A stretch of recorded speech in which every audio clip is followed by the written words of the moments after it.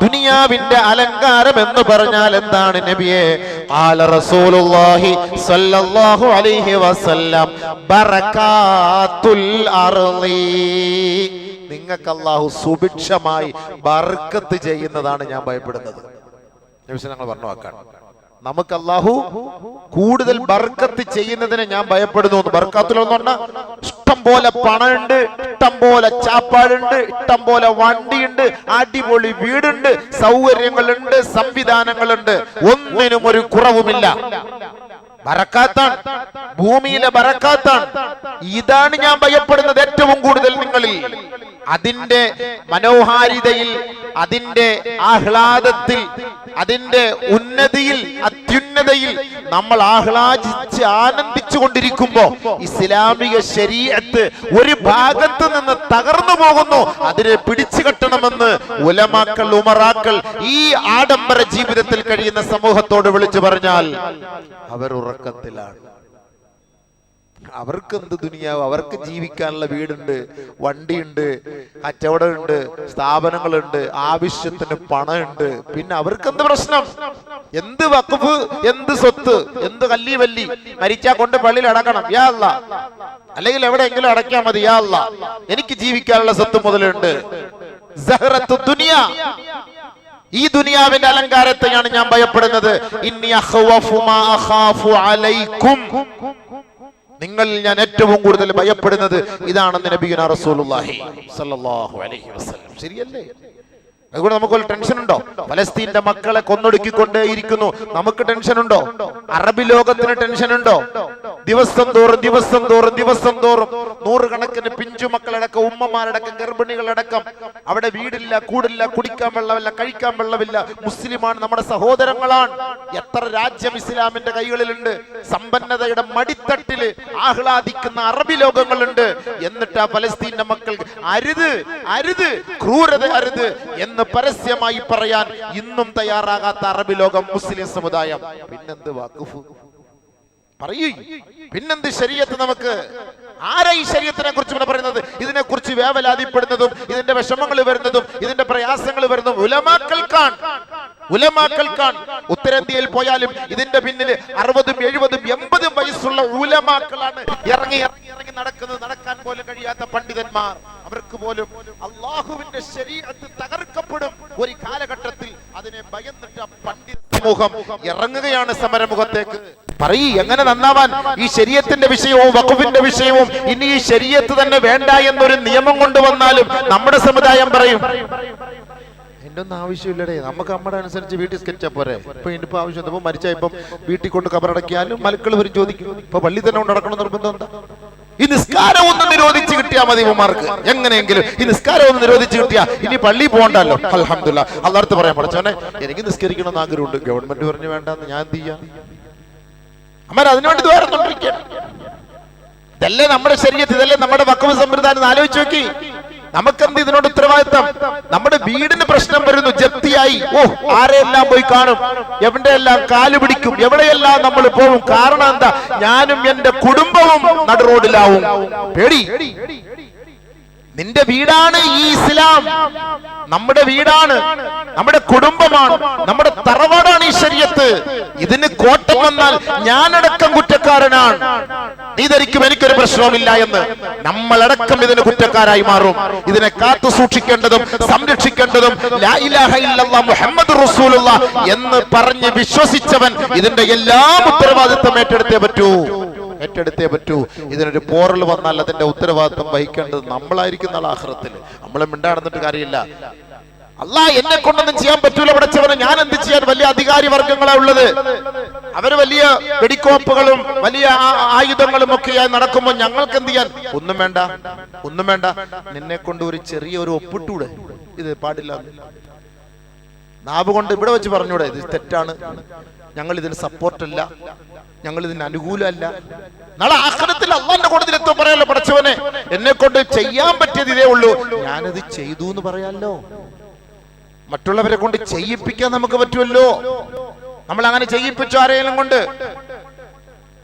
ഇതുകൊണ്ടല്ല ഓരോ പള്ളികളിലും ജുമാക്ക് വരുമ്പോ നിർബന്ധിച്ച് കാക്ക ഒപ്പിട്, കാക്ക ഒപ്പിട്, കാക്ക സ്കാൻ ചെയ്, കാക്ക സ്കാൻ ചെയ്. ഇങ്ങനെ നിർബന്ധിപ്പിക്കേണ്ട കാര്യം എന്താണെന്ന് ഞാനീ ചോദിക്കുന്നത്. നിങ്ങൾക്ക് ശരീഅത്ത് വേണ്ടെങ്കിൽ നമുക്ക് എന്തിനു ശരീഅത്ത്?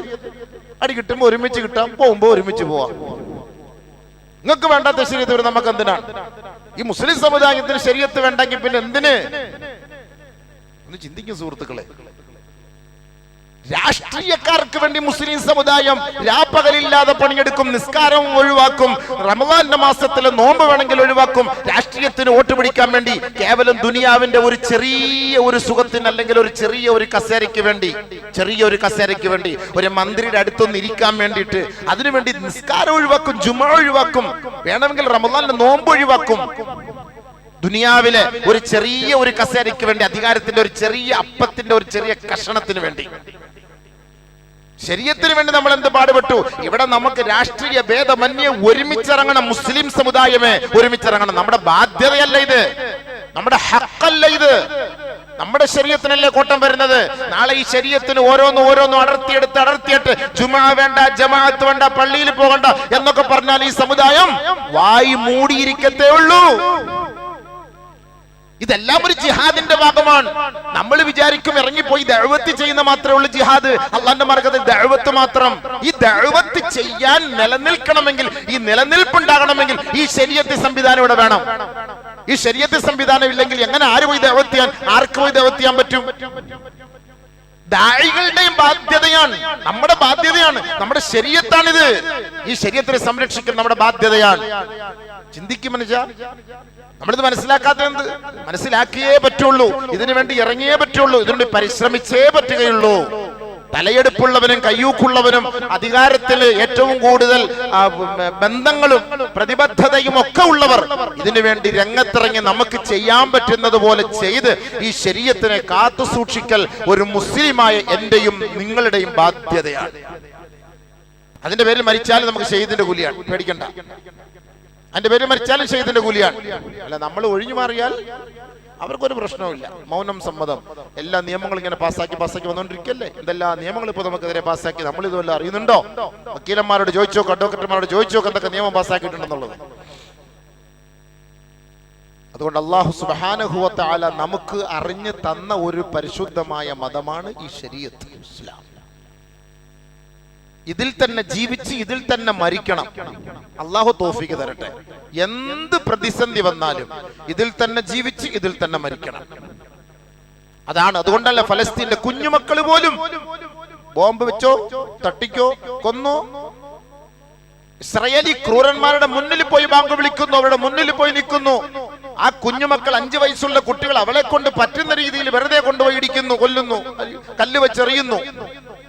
അവരാൽ കഴിയുന്ന നിലയിൽ അവർ ചെയ്യുന്നു. എന്നാലും ഞാൻ ജൂതനാവാമെന്നൊരു വാക്ക് കുട്ടി പറയൂല, ഞാൻ നസ്രാണിയാവാന്നൊരു വാക്ക് പറയൂല. ലാ ഇലാഹ ഇല്ലല്ലാഹ് മുഹമ്മദുർ റസൂലുള്ളാഹ്, നീ കൊന്നോ ഞങ്ങളെ, ഞങ്ങൾക്ക് സ്വർഗ്ഗം ഉണ്ടെന്നുള്ള പരിപൂർണമായ വിശ്വാസം ആ കുഞ്ഞു ഹൃദയങ്ങളിൽ ഉണ്ടെങ്കിൽ ഈ സമുദായത്തിന്റെ കൽബിൽ ആ ഒരു ചിന്തയില്ലല്ലോ. നമ്മുടെ ശരീഅത്തല്ലേ, നമ്മുടെ ഔഖാഫിന്റെ, നമ്മുടെ വഖഫിന്റെ സ്വത്തുകളല്ലേ ഏറ്റവും കൂടുതൽ സമ്പത്ത് ഈ 3 കൂട്ടർക്ക് നമുക്കറിയാലോ. 1 റെയിൽവേക്ക്, 2 ഈ കരസേന, സായുധ സേനകൾക്ക്, 3ാമത് നമ്മുടെ ഈ വഖഫ് ബോർഡിനാണ്. കോടിക്കണക്കിന് സ്വത്താണ്, 1.5 ലക്ഷം കോടിയോളം സ്വത്തുകളുണ്ട്. ഇത് ആർക്ക് കൊടുക്കാനാണ്? നമുക്ക് തിന്നാനുള്ളതാണ്, നമുക്ക് ഉപയോഗിക്കാനുള്ളതാണ്, മുസ്ലിം സമുദായത്തിന് ഉപയോഗിക്കാനുള്ളതാണ്. വേണ്ടേ? ആര് പോയി ചോദിക്കുന്നു? അതിന്റെ കണക്കാര് ചോദിക്കുന്നു, അതിന്റെ അവകാശമാര് ചോദിക്കുന്നു. അതിൽ നിന്ന് കിട്ടുന്ന പൈസ കൊണ്ട് ഓഡിറ്റോറിയം വെക്കാം, അതിൽ നിന്ന് കിട്ടുന്ന പൈസ കൊണ്ട് മദ്രസകൾ വെക്കാം, അതിൽ നിന്ന് കിട്ടുന്ന പൈസ കൊണ്ട് പെൻഷൻ കൊടുക്കാം. ഇതിനൊക്കെ നമ്മൾ ഇറങ്ങിത്തിരിക്കണം, പോകണം. പിന്നെ എന്തിനാണ് ഈ കോടാനുകോടി പൈസകളൊക്കെ നമ്മൾ കൊടുത്ത് വഖഫ് ബോർഡുകാർക്ക് ഇട്ട് കൊടുക്കുന്നത്? അവർക്ക് തിന്നാനാണോ? നമ്മൾ പോയി ചോദിക്കണ്ടേ? നമ്മുടെ ഹക്കല്ലേ, നമ്മുടെ അർഹതയല്ലേ ഇത്? ആര് ചോദിക്കുന്നു? ഏത് പള്ളിയിലെ കമ്മിറ്റി പോയി ചോദിക്കുന്നു? ഏത് പ്രസിഡന്റ് പോയി ചോദിക്കുന്നു? ഓരോ ജമാഅത്തിലെ പ്രസിഡന്റുമാർ അവിടെ പോയി ചോദിക്കണം, ഞങ്ങൾക്ക് അർഹതപ്പെട്ടത്. അങ്ങനെ കുന്നുകൂടി കുമിഞ്ഞു കിടക്കാണ്. ഇത് മൊത്തം അവര് കൈക്കലാക്കാൻ പോവാണ്. നമ്മൾ മിണ്ടാണ്ട് അവിടെ ഇരുന്നോളി, നമുക്കിപ്പോ 6 അടി മണ്ണ് ഇവിടെ ഉണ്ടല്ലോ, ഒന്നുമില്ലെങ്കിലും മരിച്ചവന്റെ മണ്ടയ്ക്കാലും കൊണ്ടെങ്കിലും ഇടും, അത് മതി എന്നും പറഞ്ഞിട്ട് നമ്മൾ അങ്ങനെ കഴിഞ്ഞു കൂടുകയാണ്. നമ്മളൊരക്ഷരവും മിണ്ടുന്നില്ല. മരിക്കുന്നത് വരെ ഈ ശരീഅത്ത്, നമ്മൾ മരിച്ചാലും നമ്മുടെ സന്താന പരമ്പരകളെങ്കിലും ഈ ശരീഅത്തിൽ അനുസരിച്ച് ജീവിക്കണമെന്നുള്ളൊരു ഉത്തമ ബോധത്തോടു കൂടി നമ്മൾ പ്രവർത്തിക്കും സുഹൃത്തുക്കളെ. അതാണ് നമ്മുടെ ബാധ്യത. ഇതൊക്കെ ഒരു നാവ് കൊണ്ട് പറയുന്നതും ഒരു ജിഹാദാണ്, ഒരു കൈ കൊണ്ട് ഒപ്പിടുന്നതും ഒരു ജിഹാദാണ്. ഇത് വേണ്ടാന്ന് പറയുന്നതും ഒരു ജിഹാദാണ്. എല്ലാം അള്ളാഹുവിന് ഇഷ്ടപ്പെട്ട ഒരു വാക്കാണ്, അള്ളാഹ്ക്ക് ഇഷ്ടപ്പെട്ട കാര്യമാണിത്. നമ്മളല്ല ഇതിന് തീരുമാനം എടുക്കേണ്ടത്, നമ്മളല്ല ഒരുമിച്ച് നിൽക്കേണ്ടത്, നമ്മളല്ല ഒറ്റക്കെട്ടായിട്ട് നിൽക്കേണ്ടത്. 143,000 അംഗങ്ങളുള്ള നമ്മുടെ ജമാഅത്തിൽ നിന്ന് 43,000 ഒപ്പ് കിട്ടിയ തിരുവനന്തപുരം ജില്ല മണക്കാട് ജമാഅത്തിൽ നിന്ന് 43,000 പേരും ഇതിനെതിരെ ശബ്ദിച്ചിരിക്കുന്നു. എത്ര പേര് ഒപ്പിട്ട് കണക്ക് വെച്ച് നോക്കുമ്പോ അറിയാം, 1,000-2,000 പേര് ഒപ്പിട്ട് കാണും. കൂടി പോയാ ഇന്നത്തെ കണക്കൂടെ നോക്കുമ്പോ അറിയാം എത്ര പേര് ഒപ്പിട്ടിട്ടുണ്ട് എന്നുള്ളത്. അള്ളാഹു മനസ്സിലാക്കാൻ നമുക്ക് തൗഫീഖ് തരട്ടെ. ഈ സ്നേഹം എന്ന് പറയുന്നത് ശരീഅത്തിനോടുള്ള സ്നേഹം, നബിതങ്ങളോടുള്ള സ്നേഹമാണ്. നബിതങ്ങളോടുള്ള സ്നേഹം അള്ളാഹുവിനോടുള്ള സ്നേഹമാണ്. നമ്മൾ ഈ ശരീഅത്തിനെ സ്നേഹിക്കുന്നതും ഈ ശരീഅത്തിന്റെ നിലപാടനുസരിച്ച് ജീവിക്കാൻ ആഗ്രഹിക്കുന്നതും അള്ളാഹുവിനെ റസൂലിനെ നമ്മൾ ഇഷ്ടപ്പെട്ടത് കൊണ്ടാണ്. അള്ളാഹുവിനെയും റസൂലിനെ നമുക്ക് ഇഷ്ടമില്ല എങ്കിൽ ഈ ശരീഅത്തിനോട് നമുക്ക് ലവലേശം ഇഷ്ടമുണ്ടാവില്ല. ഈ ശരീഅത്തിനോടുള്ള മഹബത്ത് അള്ളാഹയോടുള്ള മഹബത്താണ്. അള്ളാഹയോട് മഹബത്ത് ഉണ്ടാകണമെങ്കിൽ റസൂലുള്ളാഹി തങ്ങളോട് മഹബത്ത് വേണം. റസൂലുള്ളാഹി തങ്ങളിലൂടെ അല്ലാതെ അള്ളാഹുലേക്ക് കയറാൻ പറ്റൂല. കാരണം അള്ളാഹുവിനെ നമുക്ക് പരിചയപ്പെടുത്തിയത് നബിയുനാ ഷഫീഉനാ റസൂലുള്ളാഹി തങ്ങളാണ്. അതുകൊണ്ട് എല്ലാ പ്രവാചകന്മാരെയും 1,24,000-ൽ പരം അംബിയാ മുർസലീങ്ങളെയും ഒരുമിച്ച് കൂട്ടിയിട്ട് അല്ലാഹു സുബ്ഹാനഹു തആല പറഞ്ഞു, എന്റെ ഹബീബായ മുത്ത് മുഹമ്മദ് മുസ്തഫ തങ്ങളാണ് നിങ്ങൾക്ക് ശേഷം വരുന്നത്. അദ്ദേഹം വരുന്ന സമയത്ത് നിങ്ങൾ എല്ലാവരും ഹയാത്തോടു കൂടി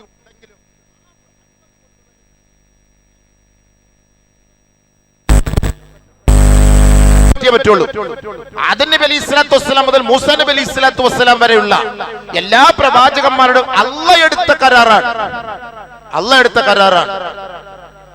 ഈ ഹബീബായ തങ്ങൾ ഇവിടെ വരുമ്പോ നിങ്ങൾ ജീവിച്ചിരിപ്പുണ്ടെങ്കിൽ ആ മുഹമ്മദ് മുസ്തഫ തങ്ങളുടെ ശരീഅത്തിനെ നിങ്ങൾ പിൻപറ്റണം.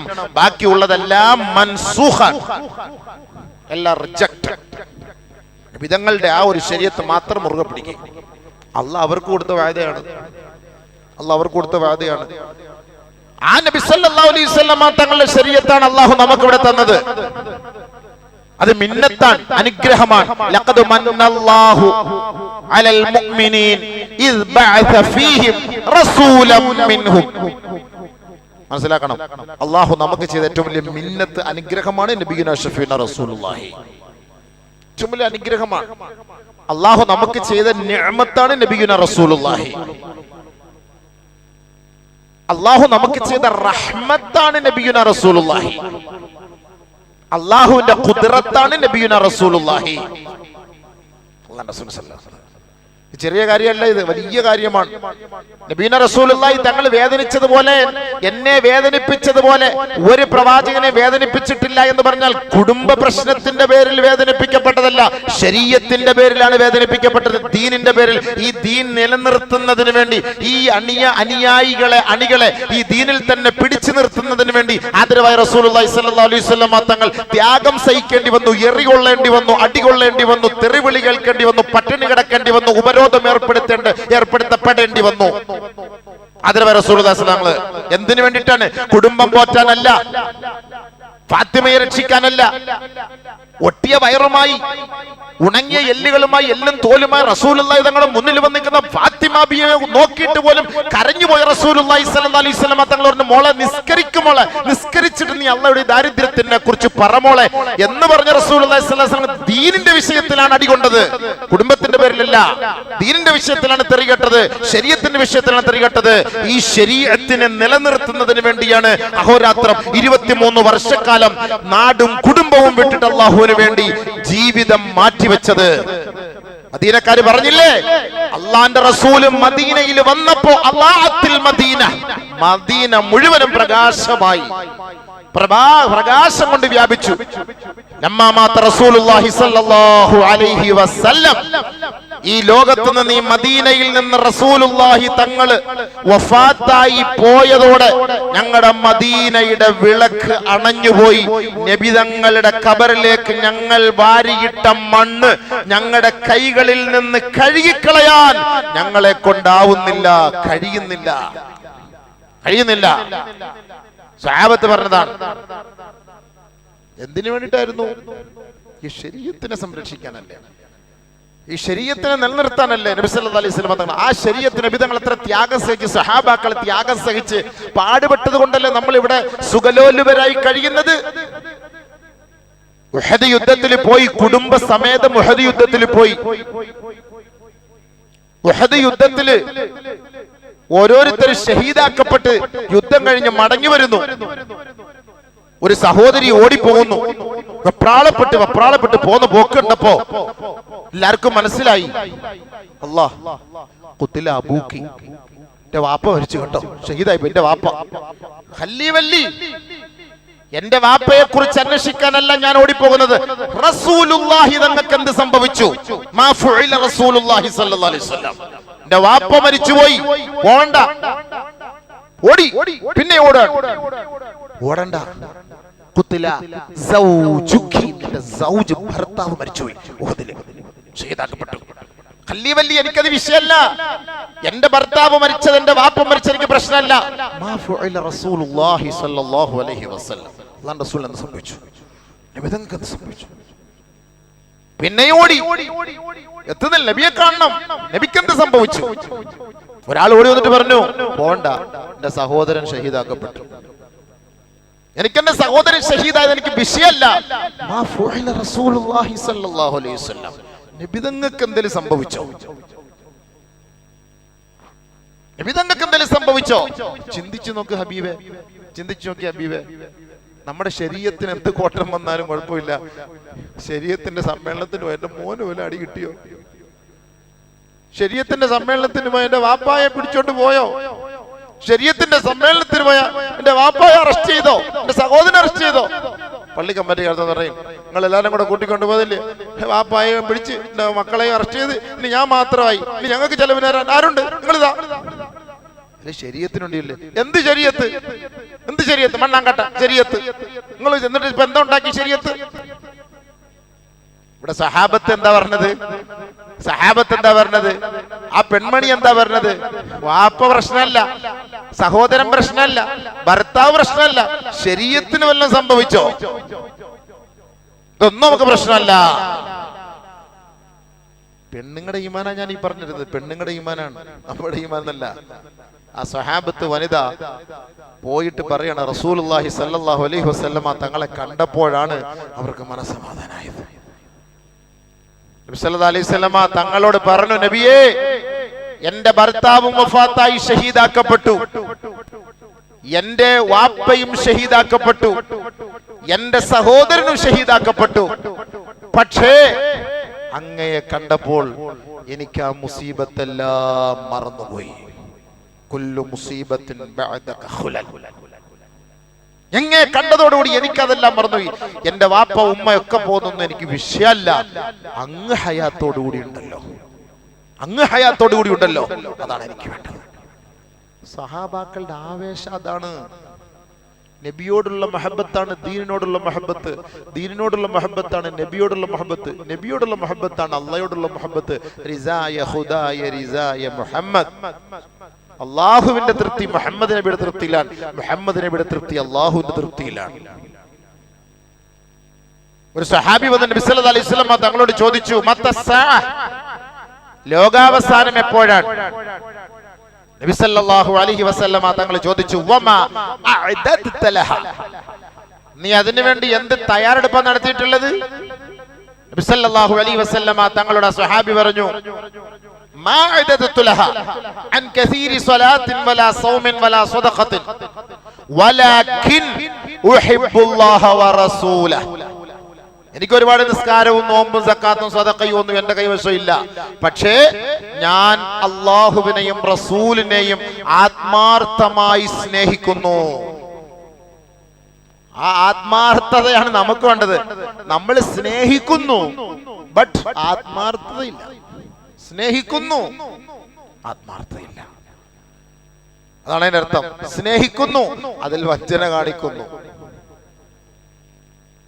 നബി സല്ലല്ലാഹു അലൈഹി വസല്ലം തങ്ങളുടെ സ്വഹാബി പറഞ്ഞ വാക്കതാണ്, അല്ലാഹുവിന്റെ റസൂലേ, ഒരുപാട് നിസ്കാരവും നോമ്പും സക്കാത്തും സദഖയും ഒന്നും എന്റെ കൈവശം ഇല്ല, പക്ഷെ എനിക്ക് എപ്പോഴും എന്റെ ചിന്ത, ഞാൻ ഏറ്റവും കൂടുതൽ ഇഷ്ടപ്പെടുന്നത് എന്റെ ഹബീബിനെ ഞാൻ ഇഷ്ടപ്പെടുന്നു, എന്റെ റബ്ബിനെ ഞാൻ ഇഷ്ടപ്പെടുന്നു. അള്ളാഹുവിന്റെ റസൂൽ സല്ലല്ലാഹു അലൈഹി വസല്ലം തങ്ങൾ മറുപടി പറഞ്ഞു, അൻത മഅ മൻ അഹ്ബബ്ത, നീ ആരെയാണോ ഇഷ്ടപ്പെടുന്നത് അവരുടെ കൂട്ടത്തിൽ നാളെ സ്വർഗത്തിലായിരിക്കും. പോരെ, ഈ ഒരു വാക്ക് കിട്ടിയ പോരെ? ആ ദീനല്ലേ ഇത്? ആ പ്രസ്ഥാനമല്ലേ ഇത്?